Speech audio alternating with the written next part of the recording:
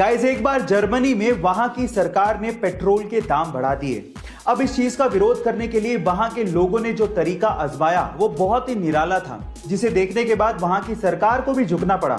वो क्या था मैं आपको बताता हूं। एक्चुअली जैसे ही पेट्रोल के दाम बढ़ाए गए उसके 1 घंटे के अंदर वहां के लोग अपनी कारों को लेकर सड़क पर आए और उसके बाद सड़क पर ही अपनी कारों को छोड़कर चले गए। जी हां गाइस, 10 लाख कारों को सड़क पर देखकर सरकार सत्ते में आ गई और फिर से उन्होंने पेट्रोल के दाम घटा दिए।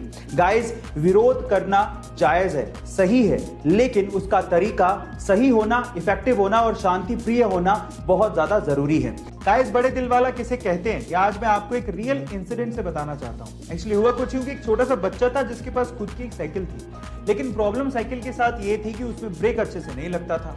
अब वो साइकिल के साथ जा रहा था, सामने से कार आई, ब्रेक अच्छे से लगा नहीं, वो साइकिल सीधे कार में ठुक गई। अंकल बाहर आए, उन्होंने देखा कि कार में डेंट पड़ गया। अब वो चाहते तो बच्चे पे चिल्ला सकते थे, गुस्सा कर सकते थे, लेकिन उन्होंने उस बच्चे को कुछ भी नहीं कहा। इनफैक्ट उस बच्चे को उन्होंने एक साइकिल भी गिफ्ट की। ओह माय गॉड गाइस, वो साइकिल पाके वो छोटा सा बच्चा भावुक हो गया था। इस इंसिडेंट से आपको मैं सिर्फ इतना कहना चाहता हूं कि कभी कभी बेवजह कुछ अच्छा करके देखिए, आपके दिल को बहुत ही सुकून महसूस होगा। गाइस, भगवान ने ना इंसान नामक एक बहुत ही गजब की मशीन बनाई है। कैसे? एक छोटा सा एग्जांपल देता हूं। क्या आपको पता है कि जब आपको उल्टी आने वाली होती है तो उससे 30 से 35 सेकंड पहले आपका पूरा का पूरा मुंह लार से भर जाता है। कभी गौर करके देखना।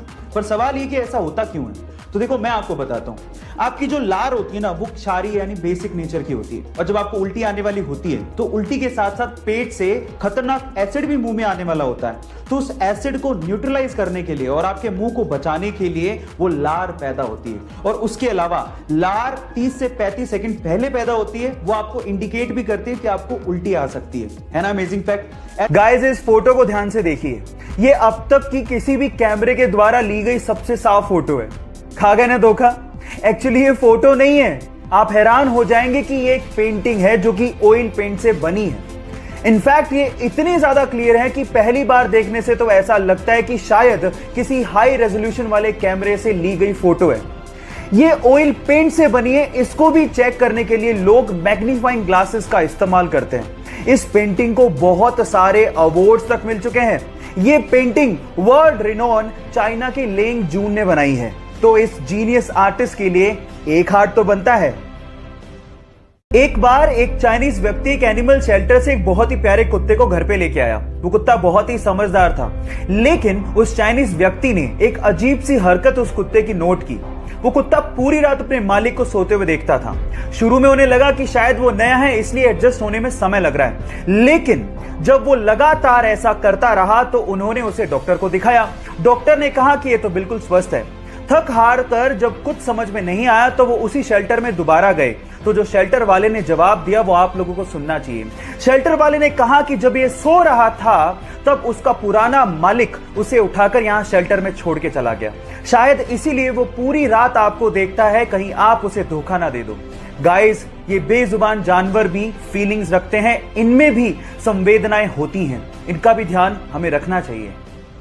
जब 13 अप्रैल 1919 को जलियांवाला बाग में जनरल डायर ने सैकड़ों निहत्तों पर गोलियां चलवा दी, तो इस बाग से 40 किलोमीटर दूर एक गांव से 11 साल का बच्चा जलियांवाला बाग की तरफ पैदल निकल पड़ा और बाग में खून से सनी हुई मिट्टी को अपने हाथ में लेकर अंग्रेजों से आजादी के सपने देखने लगा। ये मिट्टी लेकर जब वो घर पहुंचा तो उसने पिताजी को कहा कि पिताजी आप कहां जा रहे हैं? तो पिताजी ने जवाब दिया कि मैं आम की गुठलियां बोऊंगा जिससे पेड़ लगेगा और बहुत सारे आम मिलेंगे। तो जानते हो उस बच्चे ने क्या कहा? उस 11 साल के बच्चे ने कहा कि मैं भी इस खेत में बंदूक बोना चाहता हूं जिससे मुझे बहुत सारी बंदूकें मिलें और मैं अपने देश को आजादी दिला सकूं। इस क्रांतिकारी विचार को रखने वाले का नाम है शहीद भगत सिंह, जो हमारे लिए, इस देश के लिए हंसते हंसते ये कहकर फांसी पर चढ़ गए, सरफरोशी की तमन्ना अब हमारे दिल में है, देखना है जोर कितना बाजुए कातिल में है, बाजुए कातिल में है।